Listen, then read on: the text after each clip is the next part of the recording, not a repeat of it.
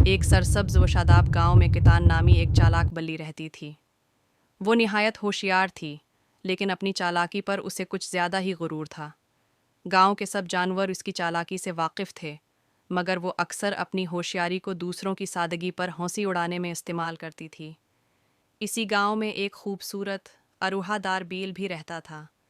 इसके लंबे सींग, चमकदार जिस्म और नरम तबायत की वजह से सब उसे इज्जत देते थे। वो न तो किसी को तकलीफ देता था, न ही किसी के बहकावे में आता था। एक दिन कितान ने सोचा, अगर मैं इस बेल को बेवकूफ़ बनाकर उसकी सवारी करूं, तो गांव के सब जानवर मुझे और भी ज़्यादा होशियार समझेंगे। ये सोचकर वो बेल के पास गई और निहायत मोहब्बत से बोली, ए दोस्त बेल, तुम तो बहुत ताकतूर हो। अगर तुम मुझे अपनी पीठ पर बैठाकर गांव की सैर करा दो, तो सब तुम्हारी अजमत के गीत गाएंगे।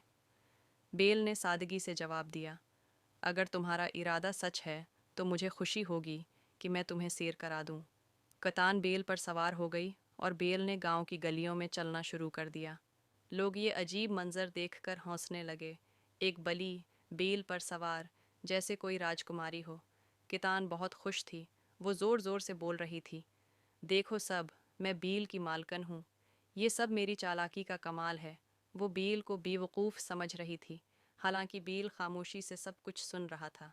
बील ने दिल ही दिल में फैसला किया कि अब तीसरे चाल का वक्त है। उसने आहिस्ता आहिस्ता जंगल का रख किया। कितान चौंकी और बोली, हम कहाँ जा रहे हैं? ये तो गांव का रास्ता नहीं। बील ने मुस्कुराकर कहा, बस एक ख़ास शेर को ले जा रहा हूँ। बेल उसे जंगल के अंदर एक दलदल के किनारे ले गया। फिर वो अचानक रक गया, गर्दन झटकी और कतान को नीचे गिरा दिया, मगर एहतियात से, दलदल में नहीं, इसके करीब। कतान घबरा गई। इसने थरथराती आवाज़ में कहा, बेल भाई, मुझे माफ़ कर दो। मैंने तुम्हें बेवकूफ़ समझा, ये मेरी भूल थी। बेल ने नरमी से कहा, कतान, सादगी को कमज़ोरी मत समझो।